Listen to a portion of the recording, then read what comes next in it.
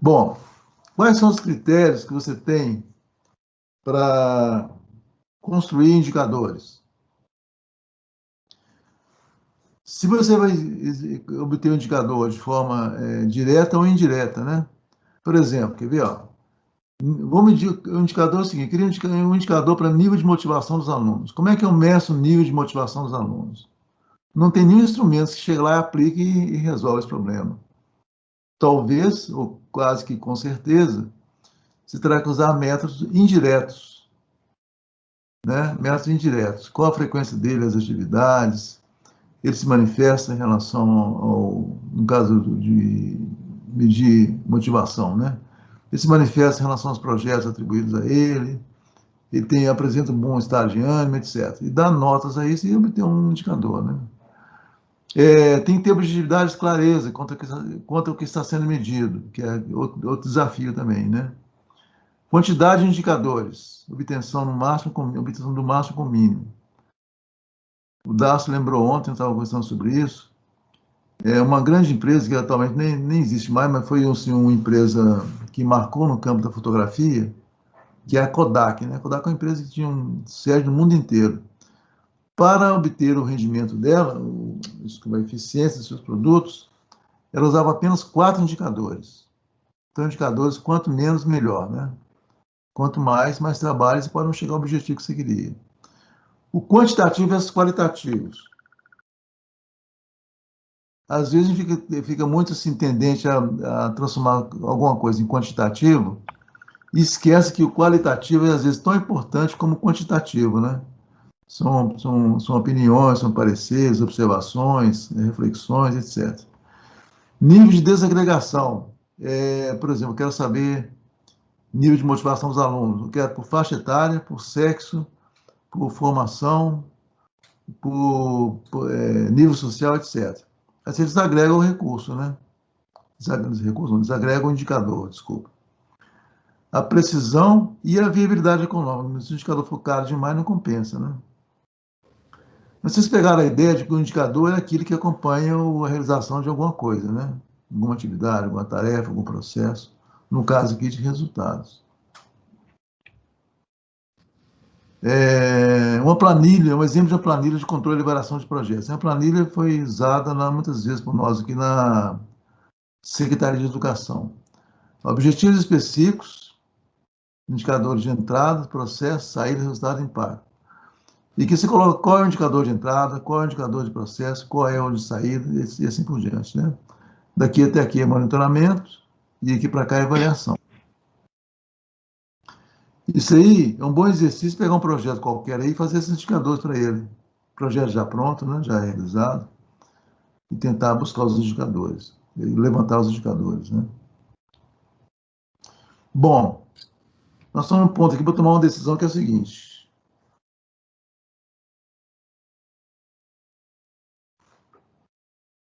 É... não falta... vamos ver aqui a parte de instrumentos, depois a gente volta aqui, tá certo? E o Dácio? Nós vamos pegar a parte da frente, depois volta aqui nas discussões, tá? Ok, Dá. Então, aqui, ó. Exemplo de instrumentos de coleta de dados usados em monitoramento e avaliação. São exemplos de como usar os indicadores, né? Por exemplo, um instrumento importante e muito usado na área educacional são os questionários. Qual é a vantagem do questionário? O questionário ele tem várias vantagens. Ele é aplicado tudo de uma vez, tudo a um só tempo, um grupo de pessoas. Ele apresenta as mesmas questões para todo mundo. Não tem influência do aplicador de questionário, que pode ser pela internet, por telefone, por e-mail, qualquer coisa, né? Mas tem, assim, algumas características que não são muito boas. Por exemplo, dificilmente você pode contar com a boa vontade do respondente para responder os questionários, né? Não é fácil obter resposta. Não. Se eu fizer uma pesquisa pelo correio, mandando mil questionários, 1000 pessoas, se você tiver a resposta de 20 ou 30, está muito, né? A pessoa não responde. Houve uma época aí que o pessoal oferecia, não sei se vocês se recordam disso, hoje não, porque hoje tem internet, não precisa disso, mas o pessoal estava oferecendo, uma empresa, né, um órgão de comunicação, etc., oferecia um carro 0 km para quem respondesse o questionário, para sortear, aliás, para quem respondesse o questionário, né? Aí o pessoal respondia por causa do prêmio, né? Que ia ganhar. Mas o questionário não é muito bem visto, assim, não é bem recebido para respostas abrangentes, né? Entrevistas. Eduardo, Oi. é só um comentário. Uma dificuldade do questionário é quem vai elaborar o questionário. Às vezes as questões induzem respostas, são as Exatamente. questões, às vezes, ambíguas. Então, e tem muito problema na fase de elaboração do questionário. Às vezes a pessoa elabora um, antes de aplicar, quando o projeto é maior, você testa os questionários num grupo pequeno para ver como que responderam, que reação aconteceu. Ele tem muitas dificuldades na elaboração. Só isso. Tá certo. Bem lembrado. Entrevistas. Entrevistas é um método de aplicação, de obtenção direta de dados, né? Que vai direto na fonte da informação, que são as pessoas, né? Aí pode ser professor, aluno, funcionário, né? Pessoal da família, da sociedade, enfim, qualquer grupo de pessoas, né? Já que nós estamos medindo comportamento. Mas aí tem alguns probleminhas. É um método mais caro, porque o entrevistador tem que ter um mínimo de formação, né? E é um método que tem um problema de interferência da presença do avaliador e do avaliado, né? Pode acontecer de uma questão subjetiva induza a respostas diferentes da realidade pelo fato do entrevistador fazer uma pergunta, um modo de ele fazer a pergunta, né? Ou tentando induzir a resposta, ou mostrando admiração, ou mostrando desaprovação, né? Então é um problema mais complicado de resolver das entrevistas, né? Mas fora isso, é um método interessante de obtenção de dados e tem uma vantagem que é o seguinte: você, na hora ali, você pode pedir um esclarecimento do porquê que respondeu daquele jeito e anotar essa maneira, né? Coisa que o questionário não oferece. Observação direta, como o nome está dizendo, é você se colocar no local que você quer fazer a medição e observar as pessoas. Vamos supor, você quer verificar como que o método de ensino afeta o comportamento do aluno. Aí você põe o observador, né, dentro da sala de aula, observando os alunos, a reação deles, mas ele não interage com ninguém, só observa, você fica lá olhando como é que os alunos se comportam, o que eles fazem, como é que é a atitude deles, nível de participação, enfim. É um método interessante, mas também está sujeito aí ao treinamento da pessoa que vai realizar a pesquisa, né? Que ela não pode ter influência de nada, tem que ter uma observação objetiva, bem direcionada, né? Finalmente, aqui, análise documental, como o próprio nome está dizendo, algumas pesquisas, alguns projetos de intervenção, principalmente, né, implicam em conhecer dados históricos. Então, a análise documental vai partir de relatórios, publicações, mostras, né, de uma instituição ou de um órgão de ensino que tenham, ao longo do tempo, acumulado dados úteis à avaliação, né? O problema aqui é o seguinte: nem sempre esses dados são completos e muitos relatórios são feitos não com o objetivo de servir para documentação futura, mas são feitos porque tem que fazer, né? Então aí a pessoa não tem critérios de ser sincero, ser veraz naquilo que está escrevendo, né? Mas havendo material para consultar, a análise documental é interessante. Já está pronto, você vai fazer o seguinte, vai consultar os documentos para dali tirar os dados que você precisa, né? Dados históricos, no caso. E grupos Eduardo, focais, oi, Eduardo, sim, essa parte lá do documental pode ser muito interessante em alguns tipos de projetos, mas tem projetos que o aluno elabora algum texto, relatório de atividades, de experiência, alguma coisa assim, até provas mesmo, né? Isso tudo pode ser objeto de análise. Algum pesquisador pode pegar esse documento e conseguir fazer uma análise e tirar, e tirar dali algumas conclusões também. Tá certo. Olha, todos os instrumentos são interessantes, né? Tem que adequar o uso à viabilidade dos dados, do material que você tem e tudo mais. Finalmente aqui, gente, ó, grupos focais. Grupos focais é uma técnica de obtenção de dados, qualitativos no caso aqui, né? A partir de pessoas que estão no sistema em foco, né? Em avaliação. Então, se você quer fazer uma análise dos problemas de uma escola, aí você, a técnica é o seguinte, você pega um grupo aí de 10 a 12 pessoas escolhidas, pessoas que têm assim, uma boa condição intelectual, que consigam fazer boas análises, que são assim mentalmente ligados nas questões daquela instituição, e faz uma pauta, né? Faz um script de questões que você vai focalizar com ele. Então, a reunião é gravada, com garantia de anonimato depois, ela é transcrita sem o nome da pessoa, né? A fita é destruída. Então, ela é gravada e a pessoa segue uma pauta, né? Um roteiro. Esse roteiro parte de questões bem gerais, para as pessoas ficarem bem à vontade de falar daquilo que estão sentindo, observando. E são então, quase que uma entrevista conduzida no coletivo, né? Aí cada pessoa convidada, desse grupo de 10 ou 12, vai trazendo suas observações e alguém vai anotando tudo aquilo lá, né? Além da gravação, né? Aí você vai procurando a causa de problemas, resultados inesperados da instituição, desempenho geral daquele grupo de pessoas, enfim. E tentando buscar a causa de problema, que é o mais importante, né? Então, esse meio tem ganhado assim, um destaque especial ultimamente. Tem um artigo nosso, não sei se está no site, está, Dácio, esse artigo do Grupo Socar, eu acho que Está no site. Está no está no site. site. Olha, esse artigo é muito interessante, até hoje eu não descobri por quê. Ele é um artigo mais acessado das nossas publicações. E ele é um artigo assim, bem direto, bem enxuto, bem pequenininho, não é um artigo grande. Mas quem quiser saber mais, procura lá, grupos focais, no site, né, de documentos, você pode achar ele muito interessante. Ok? Então tem 2, 4, 5 instrumentos interessantes. Ó.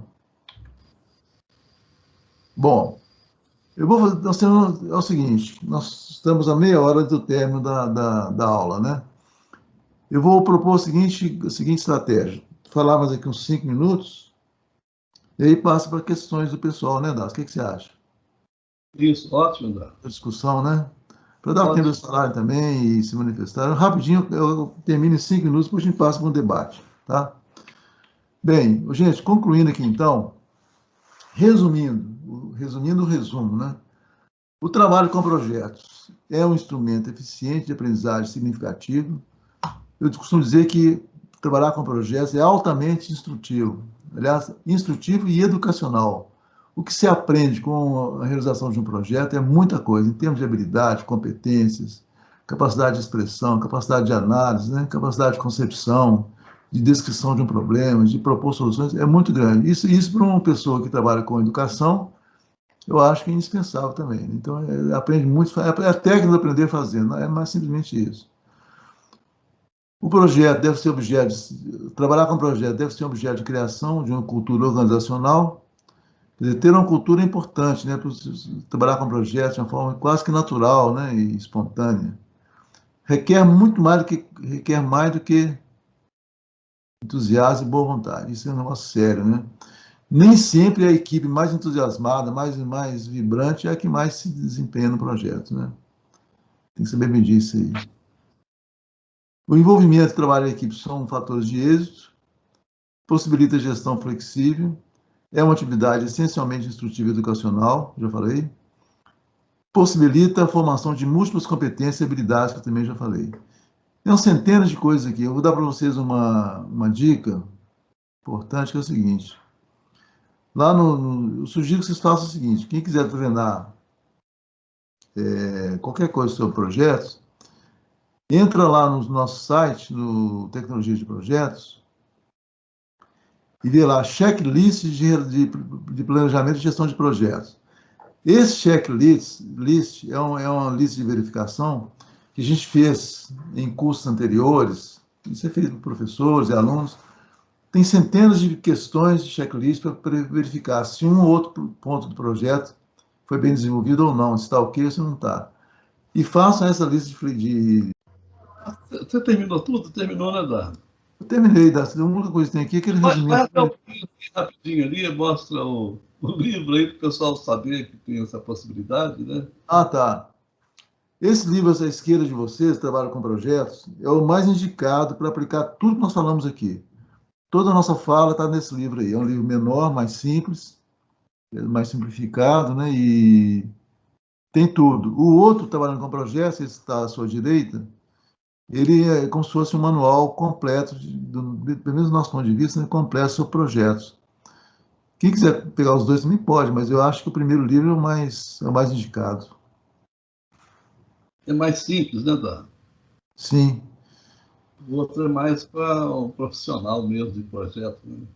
exatamente. Ô, gente, é muita coisa, viu, para falar nesse tempo todo, nesse tempinho pequenininho, mas eu espero que a gente tenha despertado em vocês, pelo menos um interesse em conhecer mais, né? Eu diria que se você só vai realmente ficar satisfeito com esse trabalho aqui quando você estiver fazendo. Não tem jeito de você ficar lendo seu projeto o resto da vida e não fazer o projeto. Faça um projeto, pode cometer erro, não tem problema nenhum. Corrija o erro, aprende, faz de novo, fala, explica para o outro, faz trabalho em grupo. Tem muitas coisas que pode usar que favorece esse trabalho, né?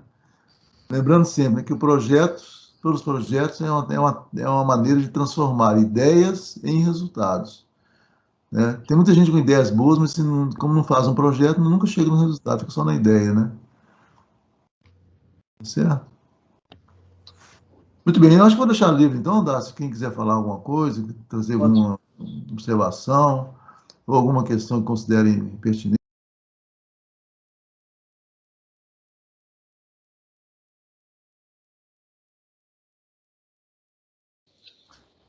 Bom, se eu entendi a sua pergunta, eu acho o seguinte, que o PMG, que é o Projeto de Monitoria em Graduação, não é isso?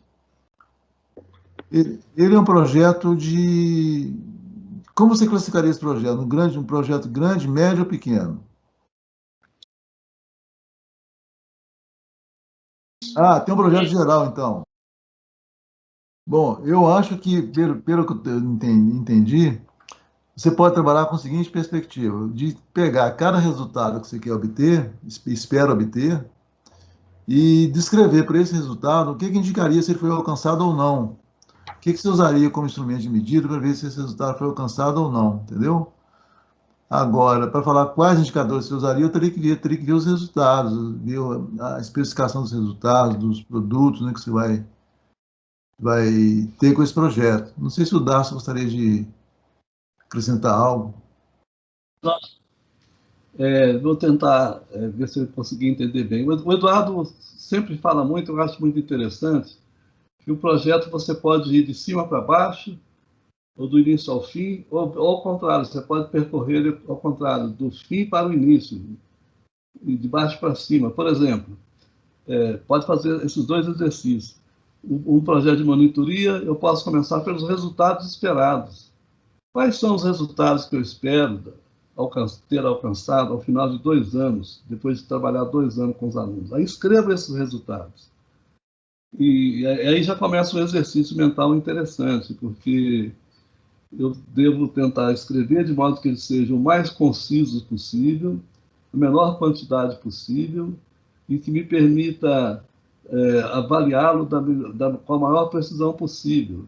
É como o Eduardo já citou aí, aquela empresa internacional que tinha apenas quatro indicadores de resultados. Imagina.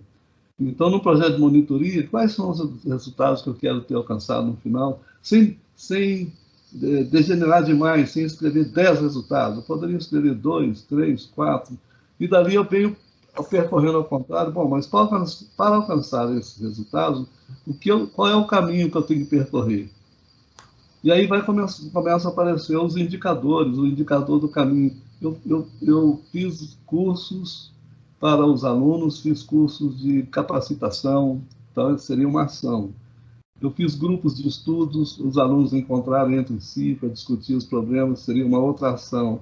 Para cada uma dessas escolhas, eu escrevo os indicadores. Como eu falei que eles vão ter que reunir em grupo, uma ação seria reunir em grupo, quais são os indicadores de que isso aconteceu? Aí um indicador de processo.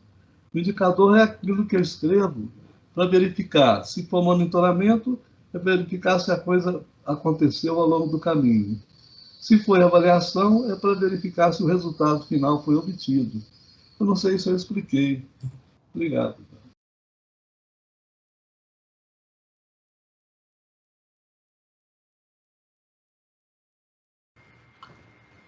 Você quer responder, Dácio? Ele sempre fez uma diferenciação, né, entre incerteza e risco.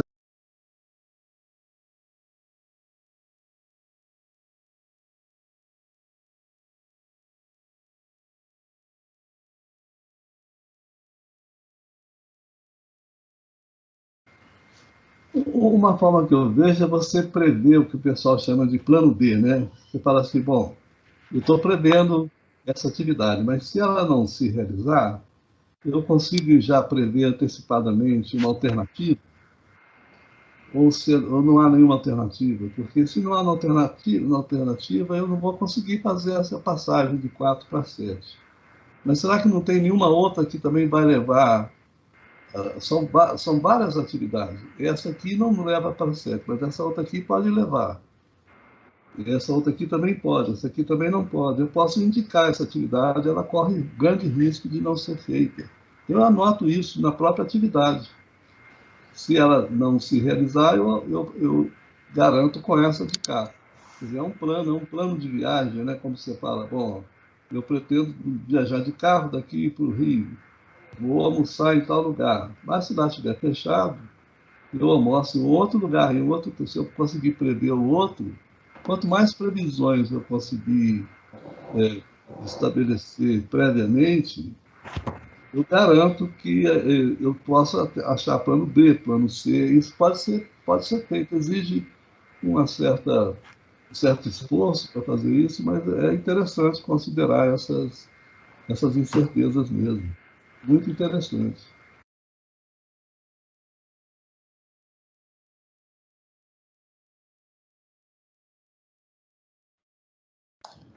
Ô, Não, Dácio, eu acho que não. O projeto, por isso que tem as relações lógicas. Né? Todo o projeto ele é um exercício de cis e de suposição. Isso é verdade. Tudo assim, eu pretendo que em se fazendo isso, eu consigo aquilo. Até o produto mesmo, há risco no produto. Eu falei que vou fazer tal coisa para obter, por exemplo, cadernos de atividade, imprimir cadernos de atividade. Mas eu não consegui imprimir. Mas se eu não conseguir imprimir o caderno de atividade, o que, que eu faço? Eu anulo esse caminho, eu arranjo um caminho, já prevejo um caminho alternativo. O projeto faz parte, os CIS fazem parte do projeto.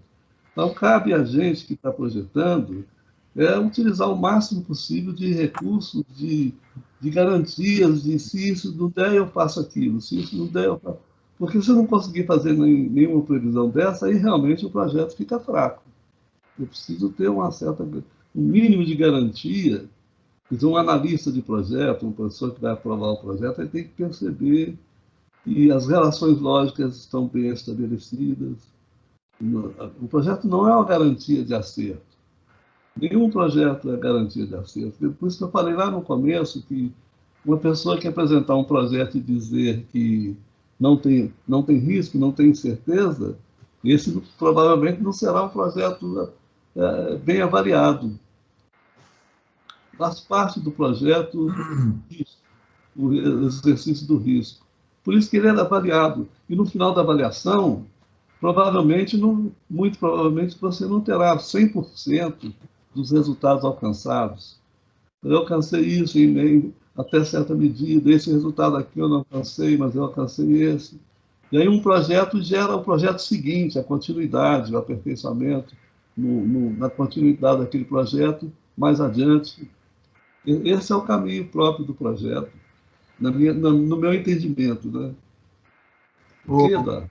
ok, eu queria falar também o seguinte, existe uma metodologia que a gente poderia citar também aqui como possível de ser usada, mas, de novo, era uma metodologia muito complexa para um projeto pequeno, que é o marco lógico, modelo lógico, logical framework. Se procurar na internet marco lógico, você vai ver isso que o Darcy falou, um conjunto de si. Se acontecer isso que acontece, se acontecer aquilo. Então você tem que ter uma análise de reação ao risco. Sem essa análise de reação ao risco, você fica à mercê de qualquer circunstância de destruir seu projeto, né? Agora, se você tem o risco definido e fala como é que vai reagir no caso dele ocorrer, aí só você fortalece a sua resposta, né? Sua resposta ao risco.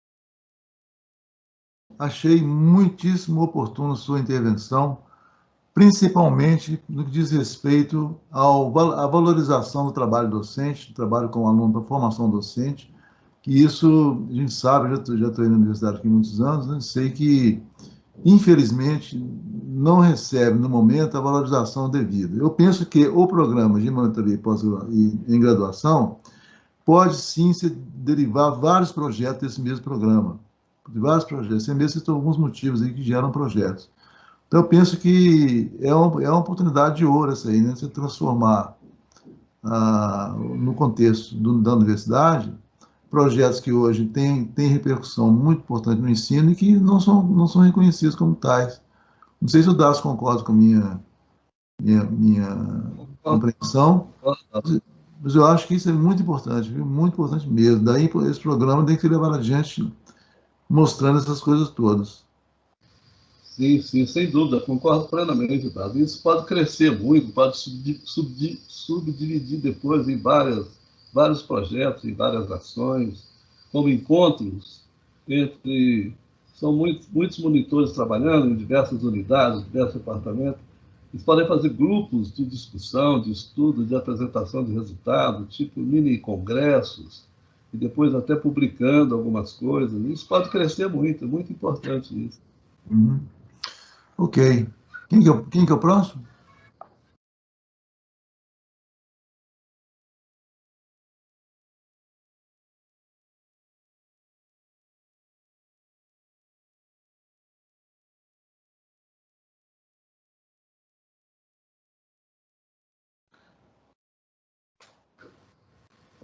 Pode, Eduardo. Responde aí, Eduardo. Não, Quem? eu acho o seguinte, que talvez vocês não estejam conseguindo ver na tarefa o objetivo que está por trás dela. Porque não tem jeito de você fazer só a tarefa sem ter uma consequência. A consequência de uma tarefa, mesmo simples, pode gerar o que a gente chama de resultado, né? Então, minha ideia, minha sugestão é que você se esforce em buscar um resultado mais elevado, né? Entendeu? Para transformar, para transformar em objetivo. Depois aquilo vira tarefa, uma ou mais tarefas, né? É, eu ia falar isso também, Eduardo. Exatamente. Às vezes o objetivo que está sendo chamado de objetivo específico, às vezes não é bem um objetivo específico. Ele pode ser uma atividade, uma Uma tarefa de um ação, objetivo específico maior, né? ampliar a visão do objetivo específico. Ok?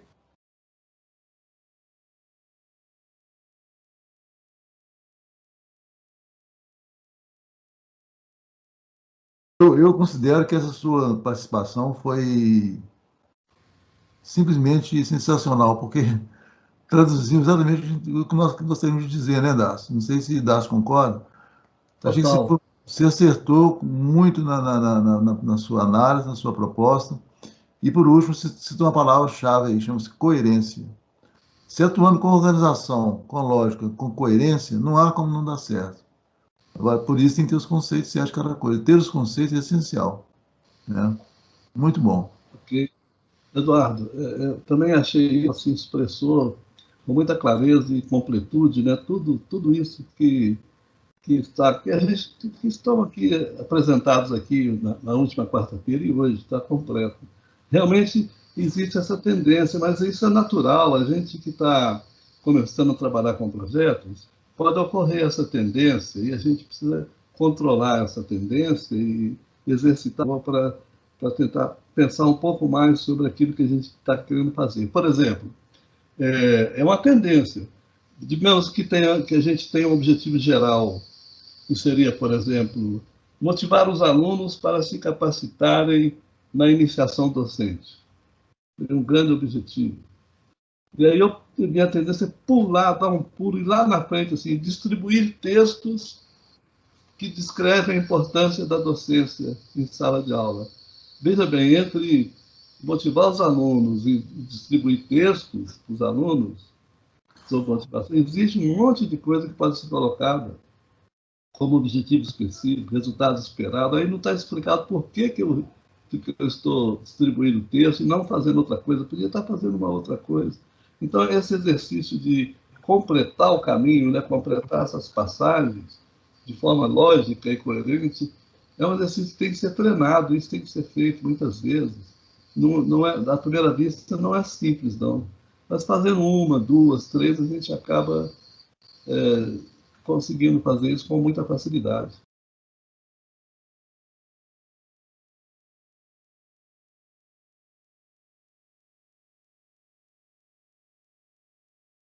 Em resumo, os indicadores devem ser construídos um a um, né?